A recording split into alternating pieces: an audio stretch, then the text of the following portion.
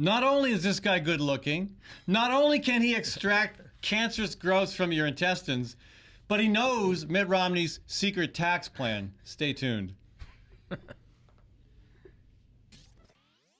From the RE/MAX Real Estate Concept Studios, this is Webcast One Live. Ed Fallon here, folks. Gateway Market and Cafe is your locally owned source for specialty groceries. Enjoy chef-crafted, prepared foods, artisan-baked goods, organic produce, specialty cheeses, and hand-selected wines and craft beer. Visit the lively cafe for breakfast, lunch, or dinner 7 days a week. Gateway Market is centrally located on the corner of Martin Luther King Jr. Parkway and Woodland Ave.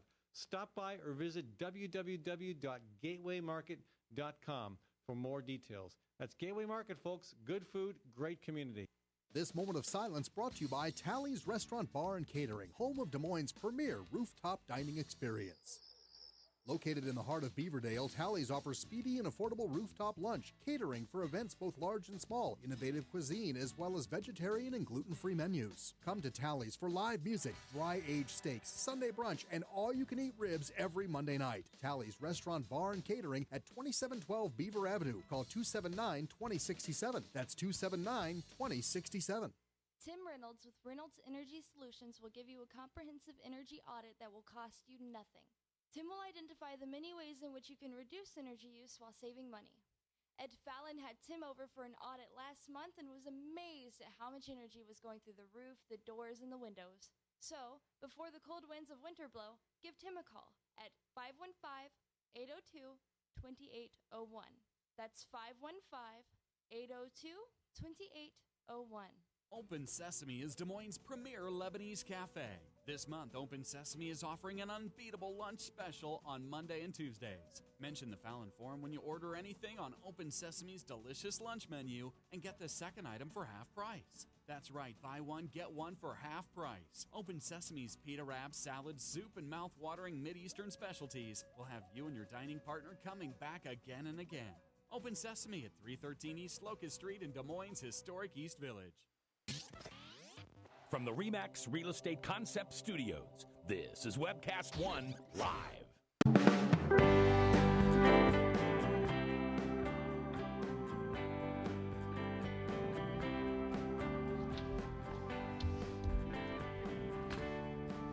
A lovely Friday afternoon here in the capital city, Des Moines, Iowa, the cultural and culinary crossroads of the continent, as I just explained to a visitor from San Diego that I met at Ritual Cafe this morning. God, Ritual was hot. Ritual was hopping. It was just I think if the revolution is going to start anywhere, it will probably start at Ritual Cafe. Well, Anyway. I'm sure our viewers and listeners would like to know what was going on before we got on the air here. No. Basically, we try to educate those who are passing by the studio with a small speaker, which I think looks like something I stole from someone's car. I'm not saying. And we were trying to get the volume adjusted so that we didn't drown out the other business here in the. Well, the goal is to have it audible so people passing by can hear it, but not so audible that the security squad think that we need to be chastised. But anyway, today everybody's outside because it is such a beautiful day. But we're happy to be here in the Webcast One Live studio across from Palmer's Deli in the Skywalk. And Dr. Charles Goldman with me today. We want to talk about Mitt Romney. I mean, there's so much to talk about. Well, actually, that's a good lead into where we spent last night. We did. We went to an interesting talk last night by the gal who was on this program yesterday, Colleen Rowley, former 24 years with the FBI, whistleblower, Times Person of the Year back in 2002. Right. And I'm fairly small audience for what was I thought a pretty interesting conversation. Well, it was mostly the true believers who came to see her because she's become, as I'm sure she alluded to on the show yesterday, a peace advocate. She became well known because of her actions around the Moussaoui interrogation and ultimately calling out the FBI in front of Congress about the failings of the FBI during the 9/11 period. And I thought it was interesting last night, and the reason why I think the reference to Israel and Netanyahu last night was that kind of brought things to a stop when we got into that discussion about whether Israel controls the American media, which was not her point. But certainly, I think her point has come around to that nothing that has come from 9/11 and the lessons 9/11 taught in terms of security for our country have anything to do with the war on terror that's gone on for 11 years. Yeah, our pretty much everything to do with our policy in the Islamic world is based on false premises associated with 9/11. Well, the main premise, which she's brought out, and which actually I thought the point was made brilliantly by Chris Hayes on a show that he does on Sundays. Used to write for The Nation, very articulate and literate commentator, somebody who everyone should listen to, very fair. And fair and balanced? Truly fair and balanced, not Fox fair and balanced. And the point he made was that the lesson is that there was incompetence. It wasn't just a matter of problems between agencies talking to each other, but we had all we needed. We had the tools we needed to stop 9/11, and we did. We had the tools and the information. And expanding the need, for people to interfere in our lives through the Patriot Act and now drone surveillance domestically isn't necessary. And the continuing fear-mongering that the media does to keep the American people scared is allowing a much more repressive state to be created, which will not make us any safer. As she pointed out last night, the number of terrorist-associated deaths is up 100-fold from 2001. Yeah. So the whole battle to fight terrorism has led to far more deaths by acts of terrorism than previously. Well, because the irony is that, as she pointed out, the military oftentimes is much more sanguine about what they can accomplish, and the military has, to her mind, clearly come to the conclusion at the top, at the high levels, that the heavy footprint of invasion and occupation will not subdue the war on terrorism, and that it is going to involve a much more subtle approach, which is both hearts and minds, as well as some clandestine activity. The problem with clandestine activity is you don't get to brag about it to the American people. Yeah. Whereas if you have an invasion, you can say, "See what we're doing? We've made you safer." And that's I thought was her best point. This is an issue where it's really hard to fire up progressives to support Obama, because on this issue, I mean, maybe you could argue he's been better than Bush was, better than Romney would be, but in small ways. But I mean, and there are plenty of other reasons why I think we should reelect Barack Obama. But on, I mean, it was pointed out last night. He's been really bad on the acceleration of the use of drones. You have to wonder what's going to happen with Iran. I mean, what happens after the election with Iran? Well, between a Romney and an Obama presidency. Well, Romney, either philosophically, also as evidenced by the people around him, a lot of the same neocons, including a lot of the Israel-leaning neocons like Elliot Abrams, who, I don't know what you have to do to be drummed out of the American government. Wasn't he convicted in the Iran-Contra scandal? And yet here he's back again. Yeah. And so he's surrounded by people who believe that Israel is the primary beneficiary of our foreign policy in the area. And he has a personal relationship with Netanyahu through work they did together when Romney was out of office. Right. And, Obama basically, I would say, has a personal antipathy with Netanyahu, because what Netanyahu is doing is injecting himself in the American election to get somebody elected who will listen to his right-wing blather. Yeah. And there's a lot of people in Israel who don't trust Netanyahu, who feel that he's ginning up the situation for his own purposes. And I guess the real question is, we all know Israel has a nuclear arsenal.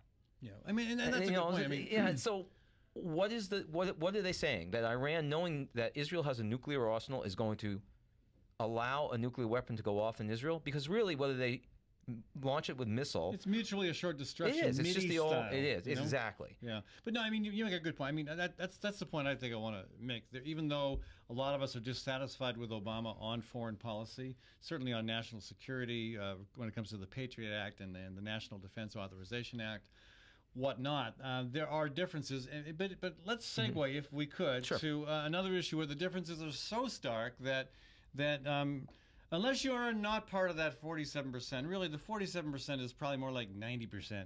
But if you're in Mitt Romney's little wedge of the American elite, maybe you want to support him. But his tax plan. I mean, Well, before we go to the tax plan, let's do as we had in our subscript there, the minimum wage. Because yes, the tax plan, I think, is a much more wide-ranging discussion. Fair so enough. let's ask the question: What policy decision has support from 52% of Republicans, 66% of independents, 74% of women, 61% of white evangelical Protestants, 63% of college graduates, and 65% of those making over $100,000 a year, but is opposed by 56% of those who call themselves Tea Partiers, and 54% of those who say that Fox is a trusted news source. Isn't that the same demographic? There's really no difference there, is there? So here is a truly bipartisan issue, which I cannot fathom how neither side. Drum roll, please. It's raising the minimum wage to $10, and to 10. To 10. Okay. From its present $7.50. I didn't realize the polling was that specific about the level that the wage would be raised to. That was the polling that was done. All right. So, this would seem to me a winner for either side, because even for Mitt Romney. Even for Mitt Romney. Mm-hmm. Now, so what's the argument for it? For it would be that at $7.50, the minimum wage, the federal minimum wage, which is lower than 13 states' minimum wage, would still keeps you, if you have a family of 3 people, at the poverty level or below. Right. At $10, you're barely over the federal poverty level. Which of course is why Walmart, when you this is years ago, remember folks, Walmart was caught providing applicants for jobs with information on how to go access welfare and other public services because their wages are so dismal. Right. Well, Walmart's not alone among that. No, I know, but at least Walmart was kind enough to point people in the right direction for the welfare office. So, what would be the argument again? Well, the argument for it would be this. I love on Labor Day when we get from the candidates how much they revere the American worker. Okay. The American worker, who, by the way, has increased productivity fourfold over the last 20 years. Has the American worker seen a dime of that increase in productivity? None. Wages have been stagnant that entire period. So if your productivity increases, the old philosophy was that everybody shared in that. Now, of course, the new philosophy is only the top of the company shares in that, and, of course, the investors. Well, the new philosophy, I've got mine, go get yours. Correct. Good luck. We automate plants, we make workers more efficient, we put workers out of jobs because of automation and robotic advances, and the worker sees nothing. Well, and farming too. I mean, farming gets bigger, the laws get more friendly to the corporate entities, and you have fewer and fewer farmers. And again, it's not good for the rural economy, and overall, it's putting more people in lower wage jobs. Right, and so the argument on the other side would be, of course, that this will stagnate the recovery because it'll cost small businesses. They're always so worried about small businesses. It'll cost small businesses so much more money. Fact of the matter is, academic studies, Federal Reserve studies have shown that for every $1 increase in the minimum wage, which would be about a $2,000 increase in people's pockets per year, you get $3,000 worth of economic activity. Why? Because somebody who's living on $22,000 a year is spending all their money. Before I ask you why you think this isn't being raised in either campaign, let me throw out our phone number, 244-0077. If you want to join the conversation, 244-0077, or toll free, it's 855-244-0077. Dr. Charles Goldman and myself, we're talking Romney, the minimum wage. Little bit of take on foreign policy, and soon we will be revealing Romney's secret tax plan. I do want to thank our sponsors as well, the Sierra Club, the Iowa chapter of the Sierra Club, also Physicians for Social Responsibility. And while I'm at it, let me thank our bands, Brother Trucker, Pumptown, and Baber's Neighbors. Okay, so why is it not coming up at all, in your opinion? Well, Obama's just as guilty as Governor Romney is not bringing this up. But I mean, why wouldn't? I would think Obama would certainly want to bring it up. I would think so. I think that the Democrats as well as the Republicans are totally cowed by the lobbyists in Washington who insulate them from the actual polling data, which is hard to believe. Well, how could they not have seen this polling data? I think because it would be easy to attack, saying that we're just coming out of, a depression. Call it what you want. Bad recession. It's a depression. A great recession. A great recession. It was a great recession, wasn't it, folks? And I think people will buy into the idea that if the small business owner has to pay $2.50 more an hour, that they will cut the number of workers, because that does seem intuitively correct, even though it's factually incorrect. Because we have, as we have with tax policy, we have plenty of time to observe changes in the minimum wage and what happens. And every time the minimum wage has been raised, there's never been a drop in employment. There, in fact, has been an increase in employment. So, if you put all those little demographics together, what's the total what's the popular opinion about the minimum wage? All constituencies combined? Probably about 60 to 65% of the people of the country support the minimum wage being raised. And interestingly, it has heavy support among people who don't earn minimum wage. In other words, people who are, working, taking down incomes greater than $100,000, because they understand that what drives our economy is either to sell things overseas or to sell things here. If you give people more money, particularly people who have no incentive to save, at $22,000 a year, you're not saving any money. You can only spend money. So that allows those people, if you give $10,000 to somebody who's got $200,000, they might just put that away somewhere. I mean, but with that kind of polling data, though, right? It doesn't make sense for Obama. Maybe it makes sense for Romney not to talk about this, because again, his core constituency and a lot of his donors, that upper crust, they don't want the minimum wage to be increased. But I mean, the majority of Obama's base, and certainly a lot of the folks probably in the middle, would like to see it increased. So here's a prediction. I predict that he will bring it up.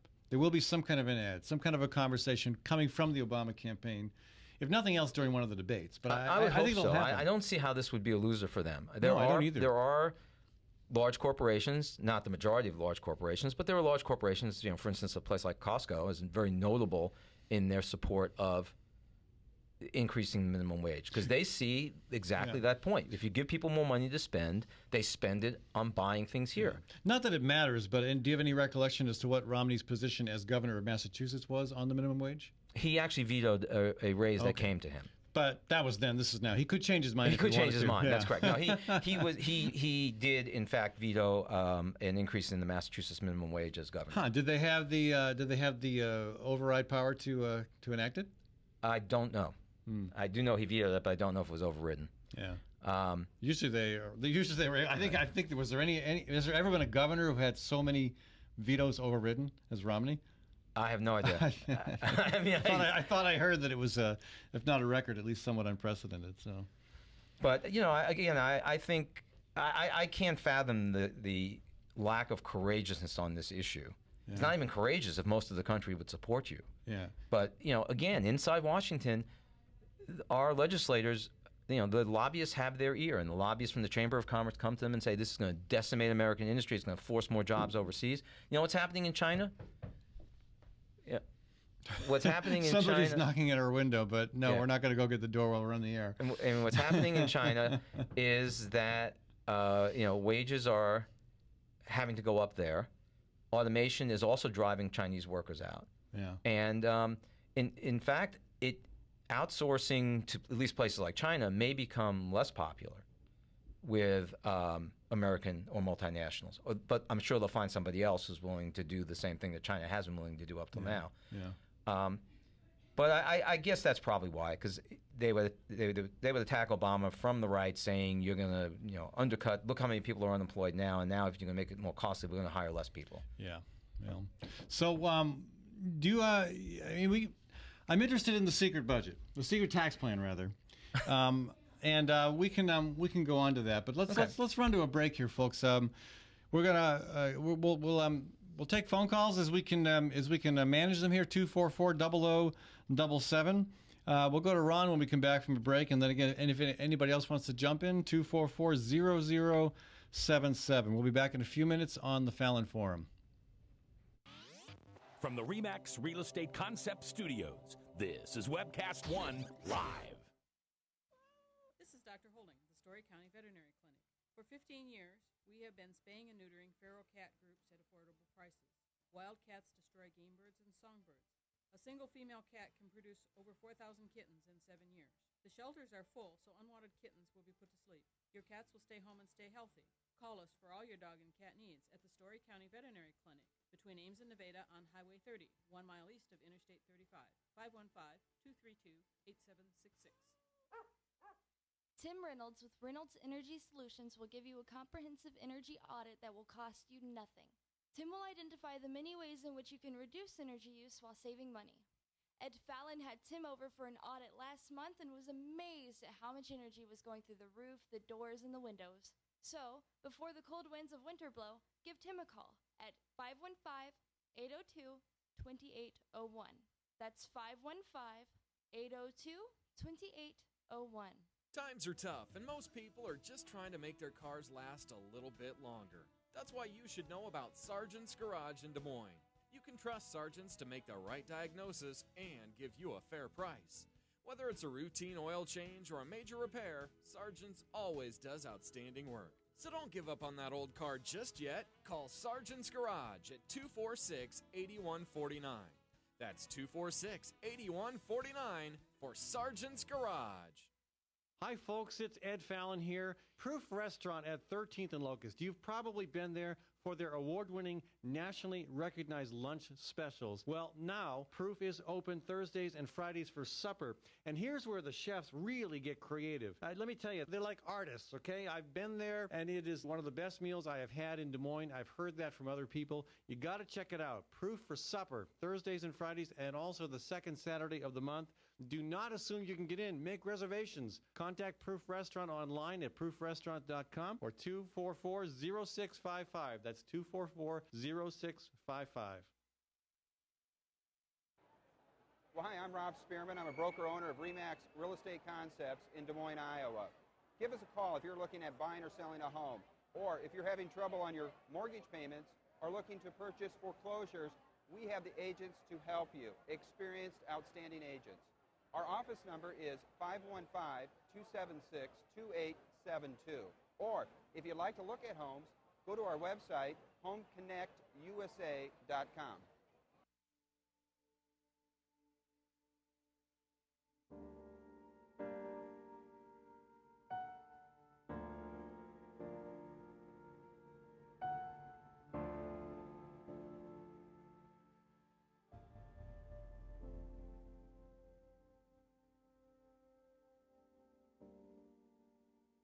There is hope.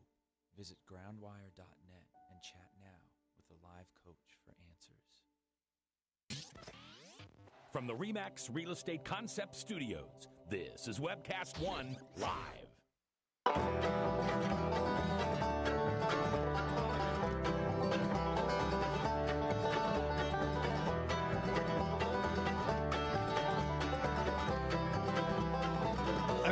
I've never had anybody knock on the window before while we're on the air. Not once, but 4 times anyway. It's just too bad we didn't have a camera on her. It would have been fun. Yeah. We could have made a star out of her instantly. Anyway. Hey, I want to thank Not as big a Webcast. star as your bike. No, my bike is just my bike is a rock star, and my bike actually has an opinion about everything. I suspect that that bike you've probably worked for minimum wage before. Currently do. Currently do. Well, not with you. Okay, yeah. I mean, I pay you better than that. Yes, you do. Right. So, and you would be among the 65-70% of Americans who would support increasing the minimum wage to $10 an hour. Well, one of the things that I took from high school economics class is that with the raise of minimum wage comes a raise in the cost of living. Is that true? No. No? Then I misunderstood. I skipped class too much, Ed. I'm a bad bike. Well, it's partly my fault because I had to. You were busy hauling me around Des Moines, so I appreciate that. Well. All right. Well, anyway, we'll send you to night school, okay? All right. Thanks, bike. As always. Your bike isn't that smart. No, you know something? I'm going to bring my bike next time, and we'll have a debate between the bikes. Dueling bikes. Well, speaking of which, we do have a debate. I think my bike is a Le Mans, which is the pre-doping days. Oh. So. Pre-doping days. Yes. Mine is Schwinn Varsity. Yeah, well, that's clearly pre-doping days. Yeah. My bike was smoking pot before other bikes were doing the performance-enhancing drugs. Anyway. Does your bike have 10 gears, or is one of those that have those like 3-gear clickering things? No, it has count them 21 gears. 21 gears, very good. Gears. Not bad for a 27-year-old bike. Uh-huh. So are we going to talk to Ron? Yes, let's go. I promised Ron we'd bring him into the conversation. 244-0077 if you don't want to let Ron hog all the airtime. Ron, welcome to the Fallon Forum. Yeah. Ed, you really own a Schwinn Varsity? I'm not sitting on one. I'm actually in a chair right now. It feels a little bit weird. I feel more comfortable on my Schwinn, but yes. Actually, we're going to have a show with him on a just riding the Schwinn Varsity the entire time on some kind of treadmill. What, you got a problem with my Schwinn Varsity, Ron? I had a Schwinn Varsity when Jimmy Carter was president. That's about when So I it got. probably had That's solar- when I it got probably had this solar one. panels on it then. Solar panels. Yeah, I had solar panels on mine, and then Reagan came along and he took them off. That bike must weigh a ton. Yeah, I challenged some of the Ragbri riders last year when we got to the river to lift it over their heads and take a photo, and no one took me up on it. Wow. At least relatively speaking, back in the day it was cutting edge, so. Anyway, I don't know how to. You wanted me to call in, and I don't know how to segue. Well, you made some good points about the election, and we've been talking about why is it that Romney and Obama neither seem to be raising the issue of the minimum wage, although clearly Obama would be a lot more friendly to the position of the vast majority of Americans on that issue. But I know you often raise really good points, and I just thought, what the heck, give us a call and get your take on it. Thinking about minimum wage, one of the big. And then I'll go on to the point that I wrote you about. The thing about minimum wage, you're focusing on the people at the bottom, and the people at the bottom, and we're closer to them than we are to the people at the top. For the last 30, 40 years, the people at the bottom haven't really counted, okay? They're not part of the political process. They're not part of the Well, less so all the time. Right. I mean, it's like that's the point, the supply side economics. Only the people at the top matter. All right? And both I'm sorry to say, but, Obama, to a certain extent, buys into that because that's a big idea in the Democratic Party as much as it is in the Republican Party. I mean, the Democratic Party may talk a little bit more populist language in some ways, economic populism. But, they know where their bread is buttered. It's like, You mean in terms of campaign donations? In terms of campaign donations. I mean, I get emails every day from the Obama campaign. Give us, $4, $10. But my $4, your $10, that's not going to win the election for Obama. Okay? It's the big money guys who are going to keep... anymore, it's the super PACs that are going to win or... Right. determine outcomes of elections. But it's really sad that this is what we've come to because supply side economics, which was formulated on the back of a napkin by a laugher, it's been proven to be wrong. It doesn't work. Yeah, I mean because the cumulative spending power of those who are nearer the bottom, who are much more numerous in this country than those near the top, is much stronger and much more economically important. Of what works. I mean, it works fine for the people at the top. Right. They have been in a dominant position, and they're becoming increasingly dominant. It works fine for them as far as they can tell. They don't care. No, it's a good point, Ron. It's the same thing we said, which is if you're in D.C., you're insulated really from the reality of what's going on outside of D.C. And if you're a captain of finance or industry, you're insulated too. I mean, that's Romney. Romney was trying to bring his. Remember when Romney was trying to get elected president on the basis of being a businessman and where that went? Okay, yes. Because he has no idea how regular people live. He's never lived like a regular person, wondering if they lose their job, then they got to get a job, for minimum wage. That was a pretty popular line for a while. Let's run government like a business, and then you started seeing all the businesses that were run really, really badly, and you started thinking maybe that's not such a good idea. But now to segue this into what my email to you was about, I'm looking back at the 2000 election, and I'm really seeing what a turning point that election was for this country, and not in a good way. Okay, because basically Al Gore won the election. He won the popular vote. Later, they found out that it was as tight as you can get, but he won the Florida vote, and George Bush became president. And the Democratic Party rolled over, and the Supreme Court just gave it to Bush. Yeah, why was that? I mean, we had the Black Caucus in the U.S. House I think about 20 members, right, willing to challenge the court's ruling on that matter. Not one Democrat. I never understood that. I mean, I would understand most senators backing away from that, but I did not understand why Paul Wellstone, right, the man I respect 100%, I never understood that. Maybe the only thing I disagreed with him on was not stepping up and supporting the Black Caucus in the U.S. House. I don't understand that, Ron. I really don't. I don't either. You know, the racial aspect might make it seem racial, but I don't know about that. But it might be this weird way Democrats snatch defeat from the jaws of victory by figuring, well, you know, we'll be a little flexible here, and then like somewhere down the line we'll be in a better position. Except that better position never comes. Yeah. You know, and well, I mean, let me ask you this: despite your disappointment with the Democratic Party, which I share, are you planning to support Obama in the upcoming election?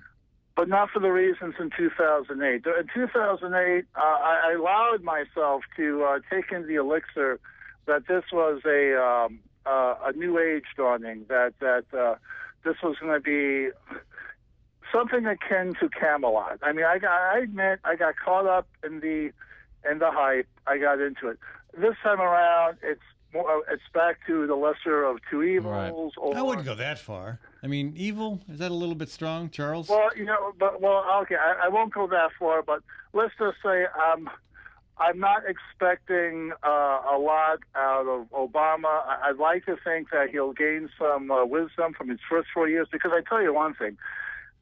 I think he's going to win, but on November 7th, if you think the last 4 years were crazy, they are really going to get crazy the next 4 years, because you got all this anti-Obama money, and it's going to find something to do. Let's see what happens. Ron, thanks for the call. Well, I mean, I agree with Ron in that, like both of you, I have disappointment with what the Democrats have done when they did have at least a modicum of power in the first 2 years. Yeah, they had control for 4 years. And then, just 2 years. Some of the things we've talked about already. To some degree, I'm almost willing to say, if the Republicans really want this country right now, if they really think they can fix it, let them have it. 4 years. 4 years of Republican. We tried that with Bush. Well, 4 years of Republican rule, and this economy will be in a worse shape, and people will finally see the stupidity of the Tea Party, the hypocrisy of the Tea Party movement. I don't know, because of the power of the media and the amount of money that these guys have to spend getting their lies across is unprecedented. I mean, they say you can't fool all the people all the time, but I think with the amount of money you can pretty much fool the amount of people you need to fool to get whatever you want done. Well, the problem I have with an Obama victory, and obviously I'm going to vote for Obama, is that I think we're going to have 4 more years of stalemate. And either you're going to have to be willing to do reconciliation and do some things, and in the second term, you probably won't care anymore. Yeah, and we might not see stalemate if the House was Democrat, but I don't think we'd see much difference. I mean, we already saw that. We already saw what it was like with an Obama presidency and a Senate controlled by Democrats and a House controlled by Democrats. Right. They were unwilling to force the Republicans to filibuster, to really filibuster. Not like saying, we're going to filibuster. No, stand here and read the phone book on C-SPAN for the next week as we were pointing, voting on something important. The real value to a U.S. House controlled by Democrats is it will not be controlled by the crazies like Paul Ryan and the Tea Party fanatics that want to cram the most draconian budget I've ever seen in my life. Let's, again, 244-0077.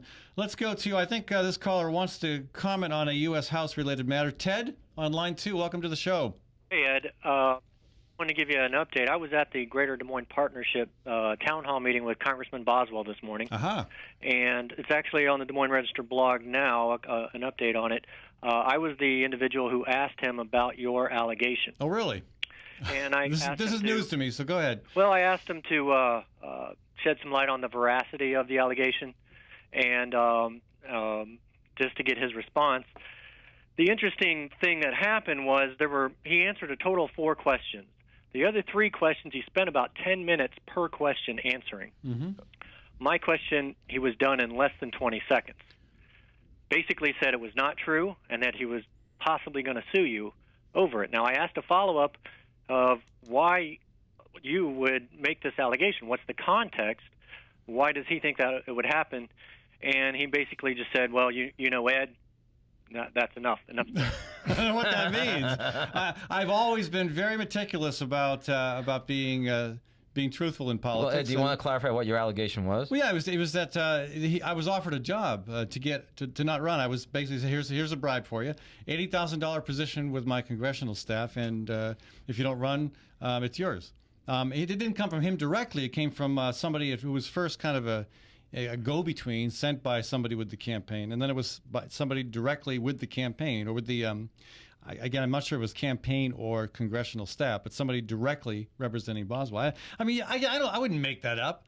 And I didn't do anything with it back in 2008 because I didn't see any reason to work that way. I mean, I'd always respected Congressman Boswell until I saw how he works. That campaign revealed so much about him that I can't support him. But even beyond my personal reasons, I think if we want to get a representative from this district who does a far better job at representing the public interest, I think it's going to be easier than trying to take Boswell out in a primary is to have a direct confrontation with Tom Latham. So I'm surprised that it's possible, Ted, that he did not know.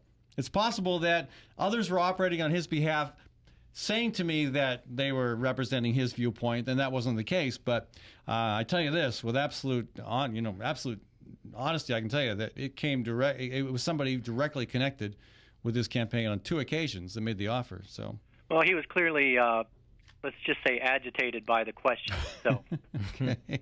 Well, I appreciate the information. I did not know that. Yep. What are your thoughts about that race while we're at it? Well, I think Tom Latham is pretty well positioned at this point to win it. I don't think that a lot of people are seeing Boswell making a real energetic effort right now, and he's once again resorting to negative ads rather than running on his own record. Yeah. Yeah, the only ad, I was sitting watching TV for some reason for about an hour, late afternoon. All I saw was the Tom Latham bank scandal ad. That was it. Nothing positive from Boswell whatsoever. Yeah. Yeah. That's been his mode of operation. Yeah. I found that out. I think Brad Zahn found that out as well. So, yeah, again, I think we can do better here in the 3rd district. And people are saying to me, "Well, don't be raising raising these concerns about Boswell so close to the election. We've got to maintain a Democratic House or try to get a Democratic House." I think imagine that we're going to the Democrats are going to gain control of the House and Republicans. I think that is fantasy. I mean, I don't see how there's no pathway that I can see for that to happen. I don't think it's likely, but I think they are going to cut into the Republican majority. But especially with redistricting. I mean, in some states, in southern states where you've got new districts and where you've got gerrymandering and you've got Republican control of legislatures, of the governor's office, there's absolutely no doubt that those seats have been set up in such a way that they're going to be won by Republicans. There's no doubt. I mean, I cannot imagine a scenario where Democrats win control of the House. Maybe gaining some seats, but winning control. So, anyway, that's absolutely true. I mean, you look at some of these districts that have been created in the large cities, and they're so engineered to basically be safe for incumbents on both sides. Yeah. That you've got districts where you've got, a city that spans 25 miles, and one district is on the west side of the city, and the other's on the east side of the city. Gerrymandering. And it's all about the demographics of the people in that district. And one reason we have one of only 2 congressional districts in the country where 2 incumbents are facing each other is because Iowa's system is very fair. We do a good job at creating the legislative boundaries and congressional boundaries. But most people use the Texas model. Right. Which is the Democrat legislators fly to another state to avoid having to vote on what's clearly a gerrymandered plan. Yeah, and then in the end, even that fails. So, that's correct. Fleeing the state makes for good press in either Texas or Wisconsin, but it usually doesn't get the job done in the end. Unfortunately not. Yeah. But you get a little vacation, I suppose. Anyway. Ted, thanks for the phone call. Oh, he's already gone. All right, appreciate it. Charles, so before we talk about the secret plan, Romney's secret tax plan, I mean, just any last thoughts on the race for the House and the U.S. Senate? We talked mostly about the presidential campaign, but I mean, you've been tracking all this stuff. I mean, I think what Ron said is true. it's been a very desultory campaign. And maybe Leonard Boswell's just tired, and it's every 2 years having to do this. And but I still would have to say I would have a hard time voting for a Republican in this district. Well, I'm not going to vote for a Republican in this district. I'm going to write in Mayor Frank County because I want County to run. I'm not. County has said nothing to me about this. I said nothing to him about it. I just think he'd be a darn good congressman. Well, I had heard that the Latham people had a bank account set up for you, and oh, yeah, really? Yeah. That's news to me as well. Okay. Just kidding. Good. All right. Hey, we're going to take a short break, folks. When we come back, we will reveal compliments of Dr. Goldman, who probably discovered the secret to Romney's tax plan while he was cutting open somebody's intestines. I don't know. Where do you find this stuff? Well, I don't think it's that hard to see why he's not wanting to talk about it. Yeah. And actually, I'll have to say that some of the things that are on the table should have been on the table a long time ago. All right, let's talk about that when we come back, folks. You can join the conversation anytime at 244-0077 on the Fallon Forum. From the RE/MAX Real Estate Concept Studios, this is Webcast One Live.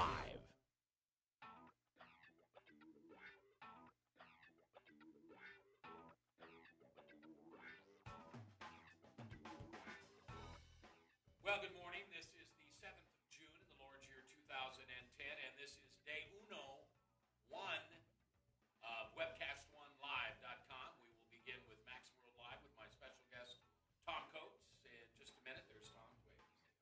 Howdy. And we will be live for the very first time on Webcast One Live.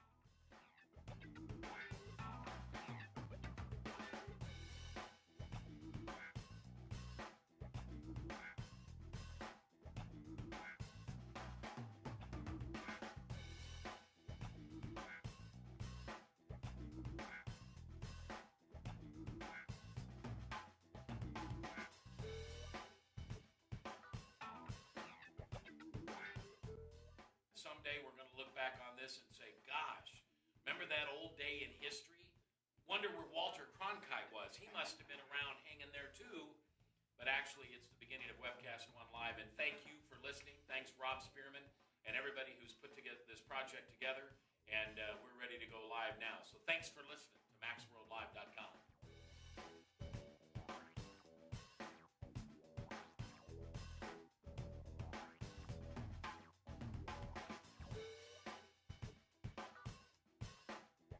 I can't tell you that it's going real well from time to time, but it is going.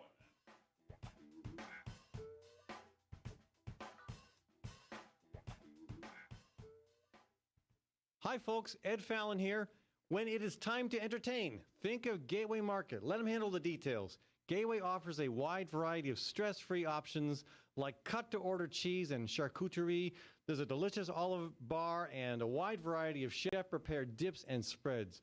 Or let the catering team take care of the entire event, right down to the wine and beer pairings. The expert floral designers can even customize the perfect centerpieces. So stop by or visit Gateway Market for more information. Gateway is at Woodland and ML King in downtown Des Moines. Good food, great entertaining. Nestled in the heart of downtown, Ritual Cafe is one of Des Moines' most unique places, offering a wide variety of coffee and tea.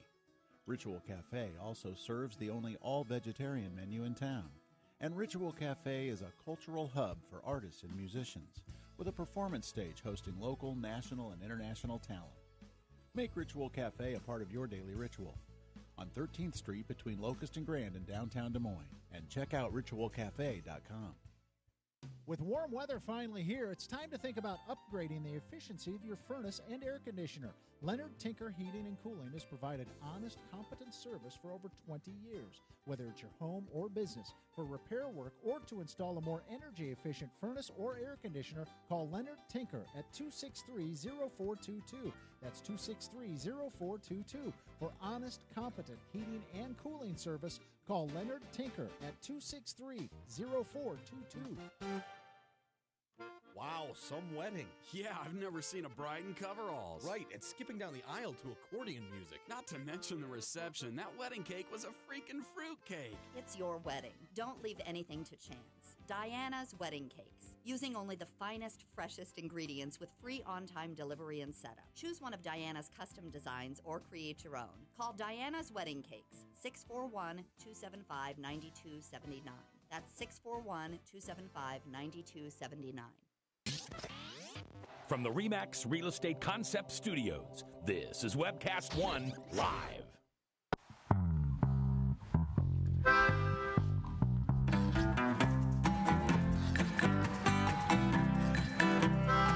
Hello, welcome back.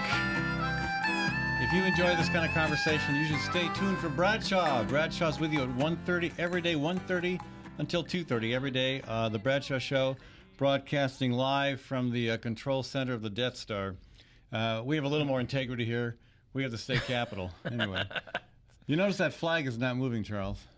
It never moves. It hasn't moved the entire time we've been in the studio. I don't know. It must be a very, very steady breeze out of the and southeast. It's always sunny. There. It's always sunny over the Capitol. It's always true. Yes, it is. Well, it's always sunny in Iowa this year. We hardly have any rain. That's absolutely true. Hey, a quick look ahead. Next week, we're going to be talking voter suppression.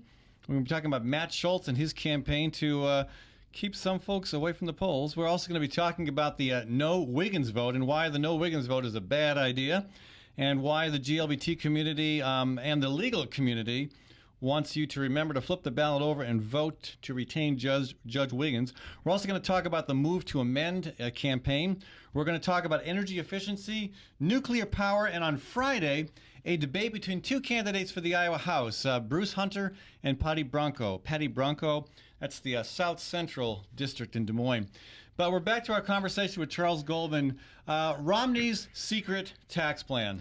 So, I mean, I think we've heard a lot, or we've heard pretty much not a lot from candidate Romney about what he means by making the system fairer and, as every candidate always says, cutting down on the loopholes. So I would suspect that probably the one reason he doesn't want to talk about this is that I assume they're going to use the Deficit Reduction Commission as sort of the touch point for where to go. And I would argue that I would much rather have this discussion in a debate between Obama and Romney, in which both of them have to say what are they going to do. Because, you know, Obama's getting a free ride, too. He goes out there and says, do the arithmetic. Well, that's fine. I agree. Do the arithmetic. You're going to have to increase tax revenues. There isn't any question about it. And so it's one thing to say, well, it's all going to come from people over $250,000 a year. Right. But how is that going to happen? And I think the one thing that Romney in particular doesn't want to talk about is the one thing I probably agree with him on, which is get rid of the home mortgage deduction over time. It is not a deduction that exists in most countries. It, in fact, is a deduction which is making the real estate market just another boom. Right? And when you boom, it busts. And look what happened. I mean, houses shouldn't be increasing in value 50% per year. Your house is actually a depreciating asset. Anybody who's lived in the house for 20 years knows it's not appreciating. And the only reason it appreciates is if it happens to be in a place people want to live. Okay. And who's going to line up against that proposal? Against that? Yeah, the same 70% or so that want the minimum wage increased, right? Well, most but the people problem, would be opposed to that. That's correct. But the problem is that it's essentially a huge giveaway to people who are wealthier. Because it's another one of these situations like the estate tax, or as the Republicans love to call it, the death tax, in which you're being duped. Yeah. Because the actual monetary advantage to you, if you're in the $40,000, $50,000 bracket, is first of all your marginal rate is going to be in the low 20s, if that high. Right. The amount you're paying of interest on your mortgage is going to be maybe $3,000, $4,000. So the big amount you get back on your taxes for this great deduction is about $800. The problem is that your taxes on the house increase because it's supposedly going up in value when it's not. It's simply the fact that if you're in a boom, everybody's house goes up in value. And it goes up in value to the point that it makes housing unaffordable. Right. I mean, I lived in California, and people who are doing the essential services in California cities can't live in the same cities they work in because they can't afford the housing. Yeah. So it needs to be phased out over time. So because what's the dollar value on that? What kind of revenue are we looking at? Hundreds of billions of dollars. It's one of the biggest It's one of the biggest givebacks. Way more than the maintaining or reinstating the tax on folks earning more than $250,000. Correct, because that's only going to be a couple percentage. That's only going to be a couple percentage points. So I think that's the one particularly unpopular element that would be part of Romney's tax plan, and to be perfectly honest, probably should be part of Obama's tax plan. Yeah. Because it distorts the market. It makes houses unaffordable. It allows people to take mortgages that they shouldn't have taken out because they think that they're going to get money back. And it makes people slaves to their jobs. The two things that enslave you are your mortgage and your health insurance. You don't leave your job because you can't pay your mortgage because you're underwater now, or because you have a pre-existing condition and you can't get health insurance again. Right. And so when you're a slave to your job, you no longer have the power to negotiate your wages. That's what the right says. That's why the right says the minimum wage should stay where it is, because the worker can negotiate their wages. No, they can't, because they know they can't move anywhere. And it leaves the corporations in power. Yeah. So that's one part of it. The other part of it, I would assume, is going to be some sort of flat tax. And again, that's the part that's not going anywhere. They're not going to bring it up because there's two. Right. It would be suicide, basically, because you would see such a strong vocal campaign against that position.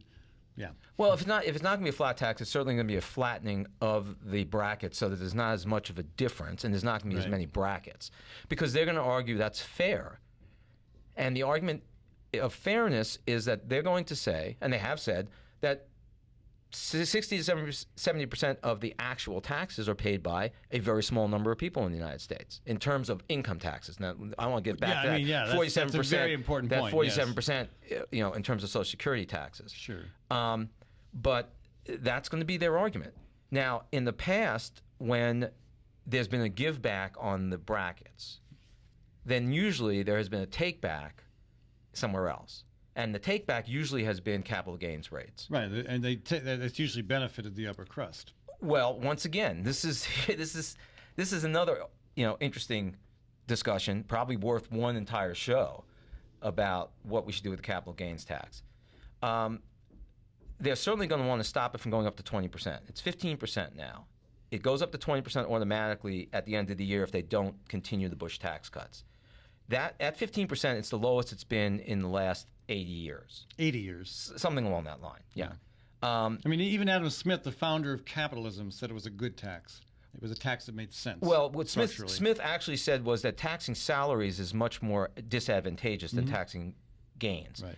Now, the question is, why do we treat capital gains differently? I mean, what is your apprehension as to why we even do that? The argument has been that assets will increase solely on inflation, and therefore, why should you have to pay gains on inflation? That was one argument for it. The other argument has been that it encourages people to take risks, knowing that if the rewards will be proportionally greater because they're paying lower taxes on it. So those two arguments actually don't hold water too well. Number one, what does 15% have to do with the inflation rate? At present, the inflation rate is essentially in single digits. And it's interesting that they're very concerned about the inflation rate on people's investments, but they seem not to be concerned about the inflation rates when it comes to people's wages. The minimum wage at $7.50 is, the minimum wage at $10 is the same as the minimum wage was in 1968. So that doesn't bother them. Right. But the fact that you be having to pay gains on inflation, which means essentially something you did nothing for. So you buy a house, and maybe housing will leave out. Let's say you buy a paper asset of some type, and because of inflation, it goes up 50%. So my question to you is, you did nothing for that 50%. All that had to happen was inflation made that more valuable. Mm-hmm. So why is it that you should pay less on that than you pay on your income? And as far as risk-taking behavior is concerned, should we really be subsidizing risk-taking behavior at this point?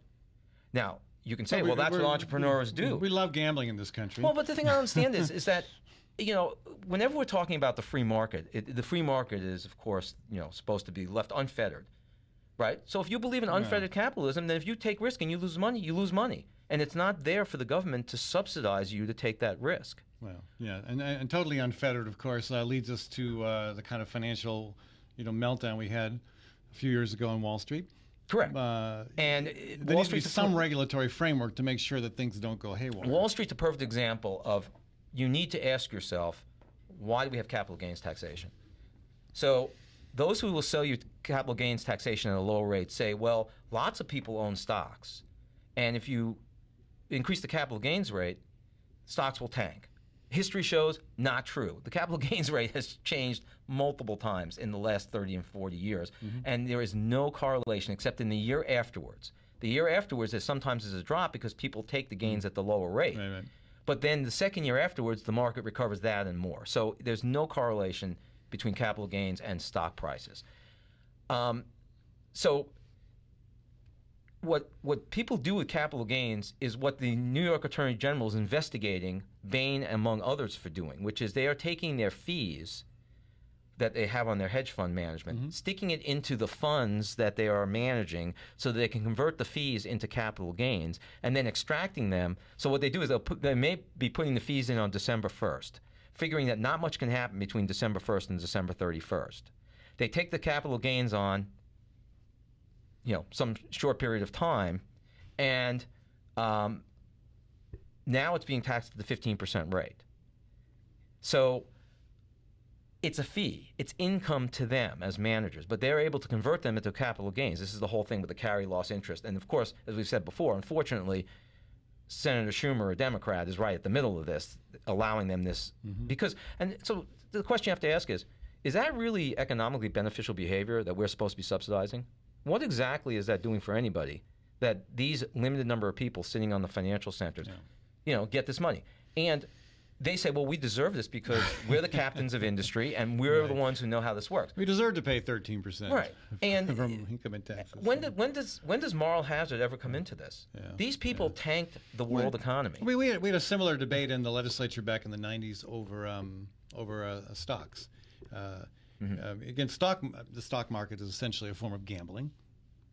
Right. Yeah, and the argument was that people are taking these risks, and we should protect them. We should help them out by allowing them to make these decisions without any tax liability at all. And I'm thinking, why? It's the same argument. Well, there are some countries where there are no capital gains taxes, but in those countries they use consumption taxes. Right. There's a balance. Right. Yeah. So you're not going to hear this from the Romney secret plan. The Romney secret plan, I think, obviously, is to maintain capital gains at a preferential rate to income.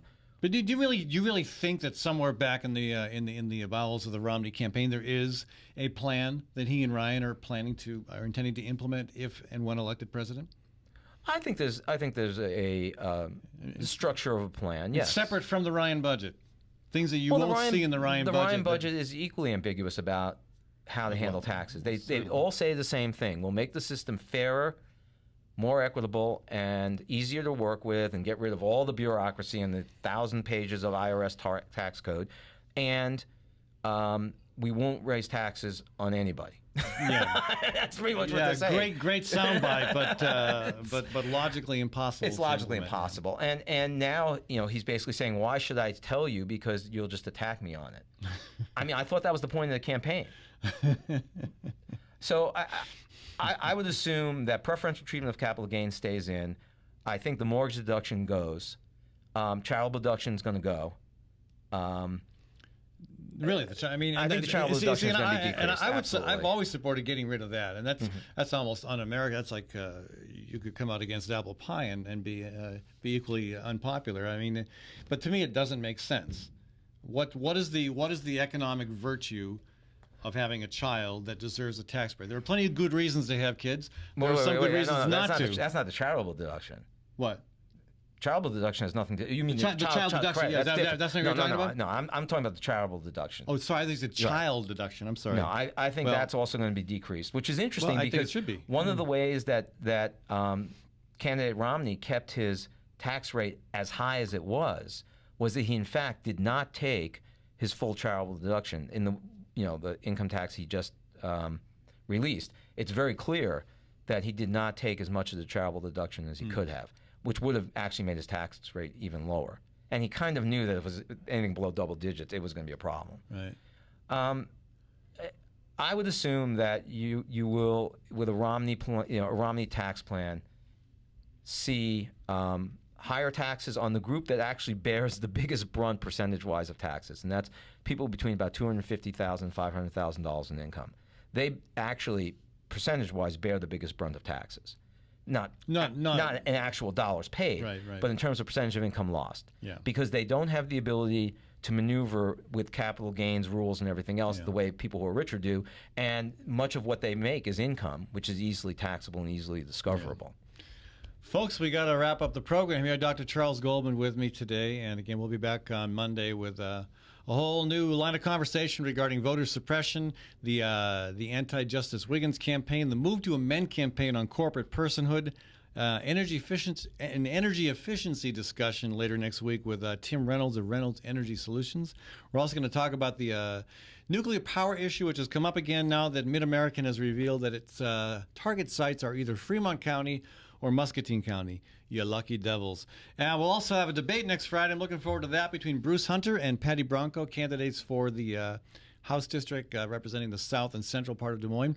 Thanks so much for joining us, Charles. Pleasure. Good luck with your work, cutting people up and finding cancer and that sort of thing. No, I'm taking a break for that. You are? For a week. Oh, good. All right, good idea. All right. And again, of course, stay tuned for Bradshaw. He'll be with you in about half an hour. I want to thank Webcast One Live and my producer, Maddie Arrington. We'll be back on Monday.